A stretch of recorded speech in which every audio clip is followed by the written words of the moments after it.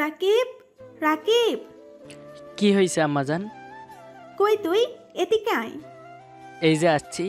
আম্মাজানের ডাকে ওনার পাশে যেতেই কিরে, তোকে একবারও পাশে পাওয়া যায় না। সারাদিন এদিক সেদিক থাকিস কেন রে? আমার সাথে কি একটুও গল্প করা যায় না? ভালো লাগে না বুঝি? আরে মা, কি যে বলো না তুমি। তাহলে আমার সাথে গল্প করিস না কেন বলতো? কই মা, করি তো। না, একটুও করিস না। আচ্ছা মা, এরপর থেকে করব। কখন থেকে? এখন থেকেই। তবে কর। এখন আমি কি বা গল্প করব? সারা সময় তো মায়ের সাথেই গল্প করি, কিন্তু মা মানতে চায় না যে ওনার সাথে আমি গল্প করি।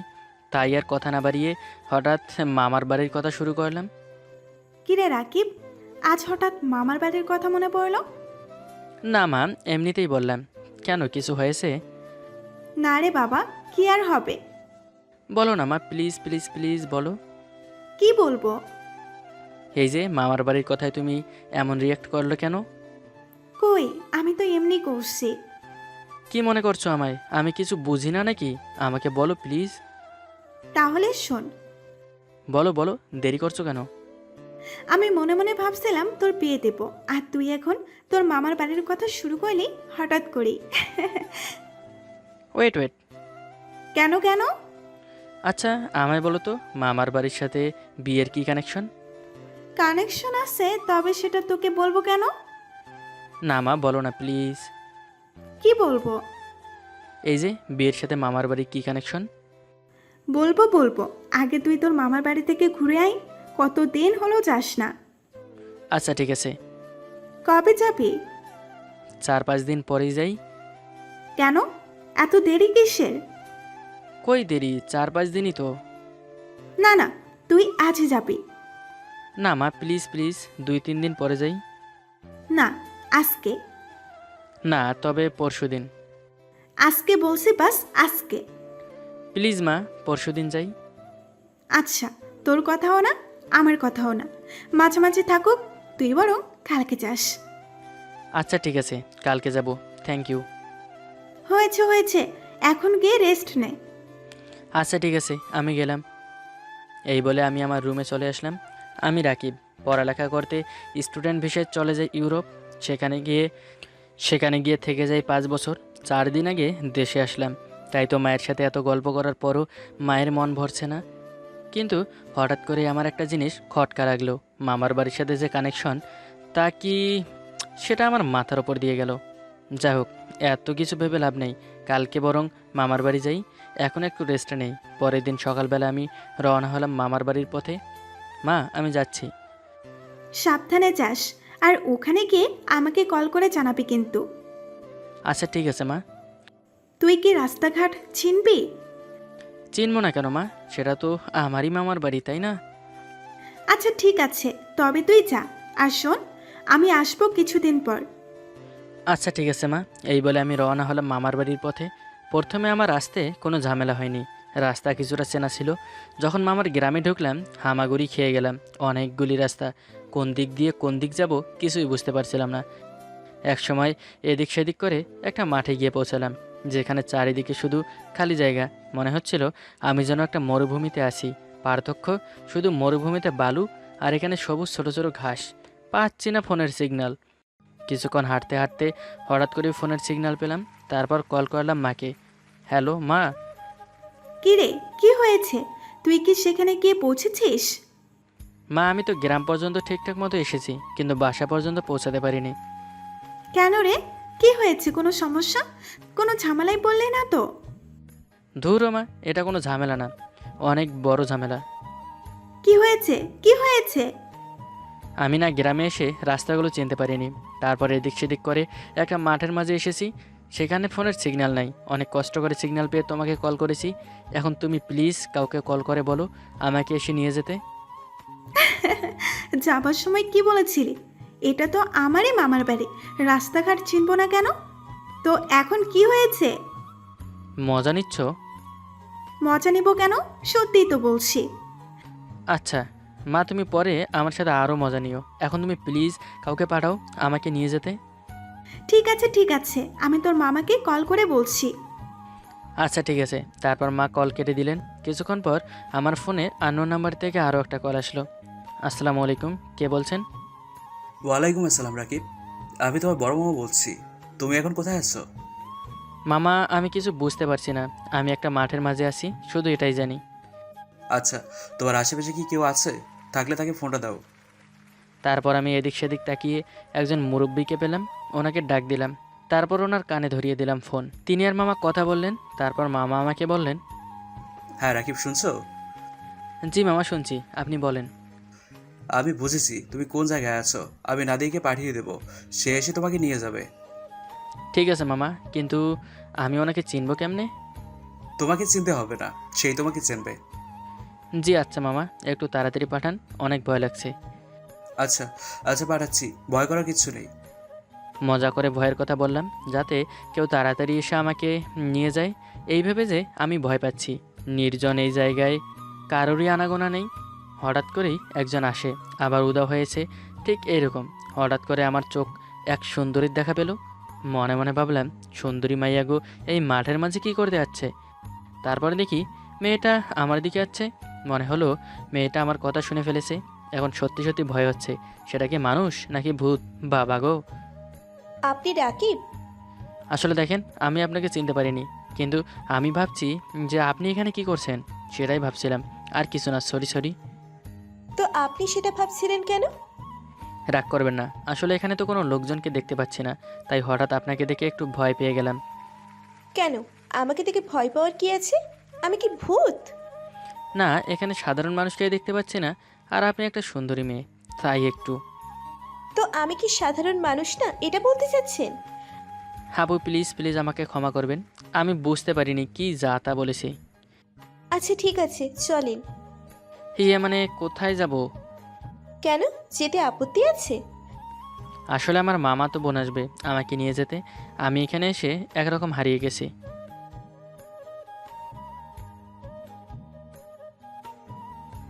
না থাক আপু, আমি এখানেই ঠিক আছি।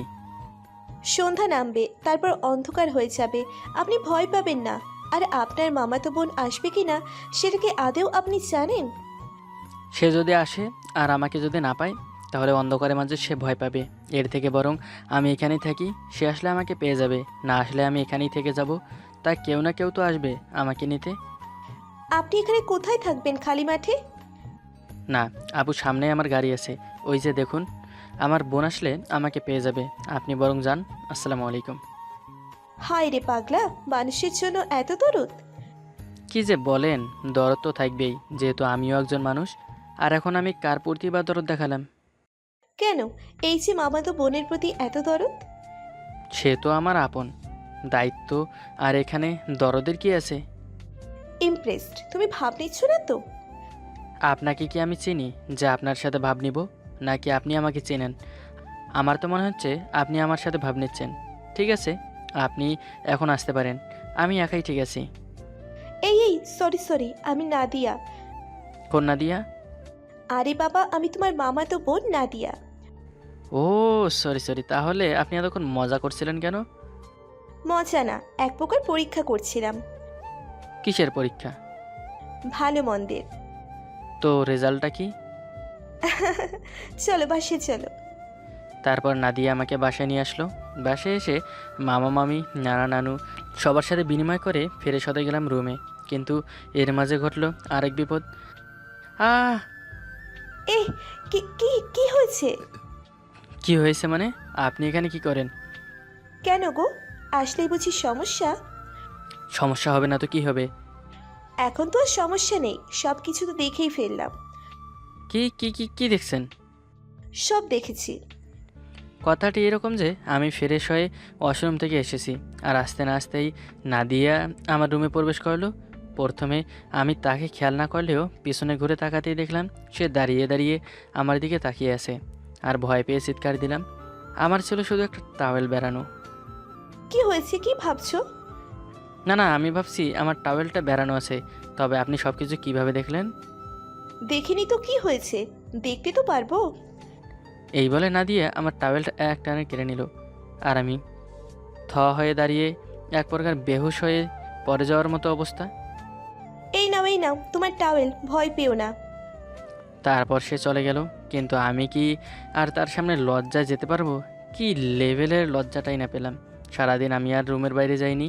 রাতে মামি এসে ডাকলেন খাবার খেতে। তারপর খেতে চলে গেলাম। যাওয়ার পর আবার রুমে এসে ঘুমিয়ে পড়লাম। ঘুম লাগছিল না, ডান দিকে কাত হয়ে ফোন টিপছিলাম। এভাবে ফোন টিপলে ঘুমানো আর হবে না, তাই ফোন বন্ধ করে যখনই আমি বাম দিকে কাত ফেরাবো ঠিক তখনই বুকে একটা বাড়ি দিল নাদিয়া। আমার বিছানায় শুয়ে আছে। কি হয়েছে নাদিয়া, আপনি এখানে বিছানায় শুয়ে আছেন কেন? আপনি কি জানেন না এটা একটা ছেলের রুম? আমি এখানে থাকি, এটা আমার বিছানা। আপনি এখানে শুয়ে আছেন কেন? এটা ঠিক না, এটা কিন্তু ভুল। ভুল হতো যদি এটা তোমার রুম হতো, কিন্তু এটা তো তোমার রুম না, এটা আমার রুম। তুমি আমার রুমে এসে শুয়ে পড়ছো। আচ্ছা মানলাম, আমি আপনার রুমে এসে শুয়ে পড়েছি, মানুষ মাত্রই তো ভুল। তবে আপনি আমাকে বললেন না কেন আমার রুমে যেতে? আপনিও এসে এখানে শুয়ে পড়লেন কেন? বারে, তুমি কত কষ্ট করে সারাদিনে আসলে, এখন ঘুমাবে, তো আমি কি তোমাকে ঘুম থেকে উঠিয়ে দিতে পারি? তুমি চাইলে সারা রাত আমার পাশে ঘুমাতে পারো। সিসি, এটা কি বলছেন? আমাকে ক্ষমা করবেন প্লিজ, আমি আসি। একটা কথা বলি? কি কথা? বলতে চাই, কিন্তু অনেক ভয় হচ্ছে। আমার সাথে রাত্রে ঘুমাতে আপনার ভয় হচ্ছে না, কিন্তু একটা কথা বলতে ভয় হচ্ছে। ভয় পাওয়ার কোনো দরকার নেই, আপনি চাইলে বলতে পারেন নির্দ্বিধায়। আচ্ছা, আমি কি সুন্দর না? হ্যাঁ, আপনি অনেক সুন্দরী, রূপবতী। আমি কি অনেক খারাপ? না না, আপনি খারাপ হতে যাবেন কেন? আর আপনি এসব আমাকে কেন বলছেন? তাহলে আমাকে কেউ ভালোবাসে না কেন? বাসবে বাসবে, আপনাকে যে ভালোবাসবে সে লাখের মধ্যে একজন হবে। কে এসে? সেটা তো আমি জানি না। তাহলে কবে ভালোবাসবে? সেটাও আমি এখন বলতে পারছি না, তবে ভালোবাসবে খুব বেশি। আরে আরে, আপনি কাঁদছেন কেন? আমার একটা দুঃখ আছে। কি দুঃখ? বলতে চাইলে বলতে পারেন, কোনো সমস্যা নেই। তবে এখানে না, ছাদের ওপর। এখানে বললে কি সমস্যা? না, আমি বলতে পারবো না, একটু সমস্যা আছে আমার। এই শোনো, জি বলুন। তুমি না অনেক ভালো মানুষ। কেন বলুন তো? তোমার জায়গায় অন্য কেউ হলে এতক্ষণে হয়তো। এতক্ষণ কি? না, কিছু না। বলতে চাইলে বলতে পারেন। না না, তোমাকে আমি আমার দুঃখের কথা কি বলবো? তবে বলেন। ছেড়ে যাবে না তো? মানে? ইয়ে মানে, ছাদে যাবে না বলছিলাম আর কি। আমার অন্য কিছু মনে হয়েছিল। কি মনে হয়েছিল? মনে হয়েছিল আপনি বলেছিলেন ছেড়ে যাবে না তো, এরকম কিছুটা। না, কখনো ছেড়ে যাব না। কি বলছেন আপনি? কিছুই বুঝতে পারছি না। বুঝতে হবে না, তুমি এখন ছাদে চলো। ছাদে যাওয়ার পর নাদিয়া আমাকে বলল, তোমার ফোনটা আমাকে দিতে পারবেন 5 মিনিটের জন্য? হ্যাঁ হ্যাঁ অবশ্যই, কেন নয়। তারপর আমি আমার ফোনটা দিয়ে দিলাম। সে প্রথমে আমার ফেসবুকে ঢুকলো, তারপর ফেসবুকে ফ্রেন্ড লিস্ট আর ফ্রেন্ড লিস্ট আসার রিকোয়েস্ট চেক করতে লাগলো। আচ্ছা, তোমার ফ্রেন্ড লিস্টে একটাও মেয়ে নেই? আর এতগুলো মেয়ে রিকোয়েস্ট পাঠিয়েছে, তুমি একটা কেউ অ্যাকসেপ্ট করো না কেন? তাদের কাউকেই তো চিনি না, আর অ্যাকসেপ্ট করবো কীভাবে? আর কি অ্যাকসেপ্ট করে কী বা হবে? কেন, বন্ধুত্ব হবে। আজকাল ছেলে মেয়েদের মধ্যে ভালো বন্ধুত্ব হয় না, যা হয় শুধু প্রেম ভালোবাসা নামক ইটিস পিটিস। আমি এসবে বিশ্বাসী নয়। যার কপালে আমি আসি তাকে তো আমি এমনিই বিয়ে করব, তাই না? তুমি না, ইস। ইস কি? না, আমি বলছিলাম তুমি যাকে বিয়ে করবে তার সাথে কি বিয়ের আগে প্রেম করবে? বললাম তো প্রেম ভালোবাসে আমি বিশ্বাসী নই, তাই বিয়ের আগে কোনো প্রেম প্রীতিতে আমি নাই। আমি সেটা বলছি না, আমি বলছি যে যার সাথে তোমার বিয়ে ঠিক হবে তার সাথে কি বিয়ের কিছুদিন আগে হলেও প্রেম করবে? হ্যাঁ, সেটা কেন করব না, যেহেতু তার সাথে আমার আগেই বিয়ে ঠিক করা আছে। কিছুদিন পর সে আমার বউ হবে, আর বউয়ের সাথে প্রেম করা তো ভুল না। হ্যাঁ, ঠিক বলেছো তুমি। আচ্ছা, আপনি না বললেন আপনার কি একটা দুঃখের কথা বলবেন, সেটা বললেন না তো?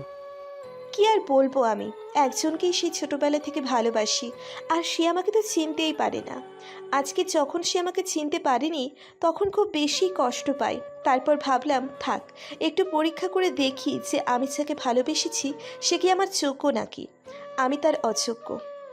পরীক্ষা করে কি দেখলেন? কিছু না, আমি যাকে ভালোবেসেছি সেই আমার জন্য পারফেক্ট। আর তার সাথে যদি আমার বিয়ে হয় তাহলে আমার ভাগ্যটাই ভালো। ও, তবে সেই ছেলেটা কে?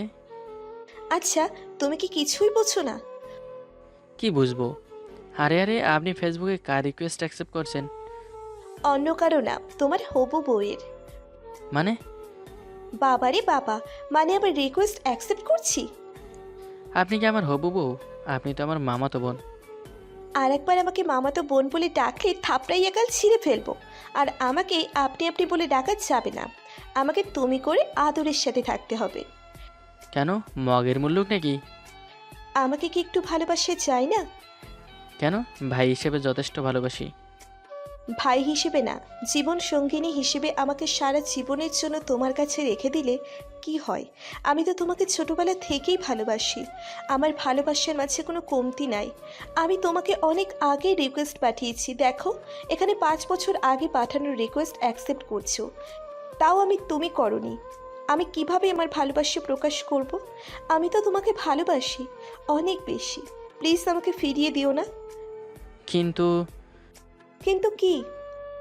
আমি তো তোমার ফুফাতো ভাই লাগি। তোমার সাথে যদি আমার কোনো সম্পর্ক হওয়াই, তাহলে সেটা ভাই বোনের, এর থেকে বেশি কিছু না। আর যদি আমাদের মাঝে ভালোবাসার কোনো সম্পর্ক হয়, তাহলে কি আমাদের পরিবার সেটা মেনে নেবে? তাই বরং আমরা যেভাবে আছি সেভাবেই থাকি। তুমি চিন্তা করো না, পরিবারকে আমি রাজি করাবো। তুমি শুধু আমাকে একবার তোমার আপন করে নাও, আমার আর কিচ্ছু চাই না। না, এটা হতে পারে না। আমি মামাকে, মামির বিশ্বাস কোনো দিনও ভাঙবো না। এখানে বিশ্বাস ভাঙার কিছু নেই। তুমি সত্যি সত্যি বলে দিতে পারো যে তোমার আমাকে ভালো লাগে না। আমি এরকমটা বলিনি। তুমি অনেক ভালো একটা মেয়ে, অনেক ভালো জীবনসাথী পাবে। আমাকে কেন বলছো আমি তোমার যোগ্য না? আমি আর কাউকে চাই না, আমি শুধু তোমাকে চাই। তুমি বলো, আমাকে কি তুমি মেনে নেবে? তুমি কি আমাকে তোমার জীবন সঙ্গিনী হিসেবে মেনে নেবে? তুমি যদি আমাকে জীবন সঙ্গিনী হিসেবে আপন করে নাও, তাহলে আমাদের মাঝে যতই বাধা আসুক সেটা আমরা জয় করে নেব। আর আমি পরিবারকে রাজি করাবো, কোনো সমস্যা হবে না, কথা দিলাম। কিন্তু কিন্তু কি? আমাকে ভালোবাসো কি না? মানে? মানে এক কথায় উত্তর দাও, বাসো কি না? চুপ করে আছো কেন? এমনি, এই কথা বলতেই নাদিয়া আমাকে ধমক দিয়ে বলল, আমাকে ভালোবাসো কি না সেটা বলো, চুপচাপ, আর কোনো কথা না। আমিও জানি না কেন যে বলে ফেললাম, হ্যাঁ অনেক ভালোবাসি, তোমাকে অনেক বেশি। কথাটা কিন্তু আমার মন থেকে এসেছে। আমি কথা বলতে না চাইলেও মন তো আর মিথ্যা বলে না। হয়তো আমি তাকে অনেক বেশি ভালোবাসি, সেটা আমি লুকাতে পারলেও আমার মন লুকাতে পারিনি। আমার মন প্রকাশ করে দিয়েছে। ভালো যখন বাসো তাহলে এত ড্রামা করলে কেন? তার জন্য দুঃখিত। জড়িয়ে ধরো। তারপর আমি আর কিছু না বলে নাদিয়াকে শক্ত করে জড়িয়ে ধরলাম। কিছুক্ষণ না যেতেই হঠাৎ মনে হলো আমার পেছন দিয়ে কেউ একজন হাত দিয়ে ঠুকাচ্ছে। আমি ভাবলাম নাদিয়া, বললাম কি হচ্ছে, এভাবে ঠুকাচ্ছ কেন? কই, আমি ঠোকা দিইনি তো। ঠোকাটা না দিয়ে দেইনি, সেটা আমি দিয়েছি। হঠাৎ আমি গলা শুনে ভয় পেয়ে গেলাম। নাদিয়াকে আমি ছেড়ে দিলাম। তারপর আমার যেন শ্বাস নিতে কষ্ট হচ্ছে। বাহ, তোমরা এতক্ষণ এগিয়ে গেছো, আমাকে তো কিছুই বলনি, এটা কি ঠিক? রাকিব, তোমাকে আমি মামা মামা, আমাকে ক্ষমা করে দিন, আমি আসলে বুঝতে পারিনি, সরি। এই চুপ করো, সারা দিন সরি সরি বলে কি হবে? বাবা, আমি রাকিবকে ভালোবাসি ছোটবেলা থেকে, আর রাকিব আমাকে ভালোবাসে। আমি বলতে পারিনি কারণ আমার ভালোবাসা রাকিবের কাছে প্রকাশ ছিল না। এখন প্রকাশ করেছি, সেও প্রকাশ করেছে, তাই আমরা দুজন দুজনকে ভালোবাসি। এখন তোমার কাজ হলো তুমি আমাদেরকে বিয়ে করিয়ে দিবে, আর ফুপুকে তুমি রাজি করাবে। এখন আমি কিছু জানি না, আমি কিন্তু রাকিবকে না পেলে আমি জানি না কি করব। নাদিয়ার একটা কথা যেন বন্দুকের গুলির মতো বের হচ্ছিল, আর আমি ভয়ে কাঁপছি। ঠিক আছে, তোমরা এখন যাও, সকালে কথা হবে। পরের দিন সকালে ঘুম ভাঙলো মায়ের ডাকে। মা, তুমি এখানে কবে আসলে? রাতেই রওনা হয়েছি। তোর করনামা শুনে এরকমটা ভাবিনি। মা, আমার কোনো দোষ নাই। নাদিয়ার ভালোবাসার কাছে আমি হেরে গেছি। জানি না মা, কি থেকে কি হয়ে গেছে। চুপ কর। মা গো, প্লিজ আমায় ক্ষমা করো। চুপ। মামা, আপনারা চাইলেই নাদিয়াকে আমি বিয়ে করব। আরে পাগল, ভালোবাসা অপরাধ না, আর আমরা চাইবো না কেন তোদের ভালোবাসা এখন? আমি তো এই খবর কাল রাতে আপাকে দিয়ে দিই। আর আমি কাল রাতেই রওনা হই তোদের বিয়ে দেবো বলে। সত্যি মা? আমি না, তোর ফুপু। এখন তো আমার শাশুড়ি, ফুপু আর মানি না, মা বলেই ডাকবো।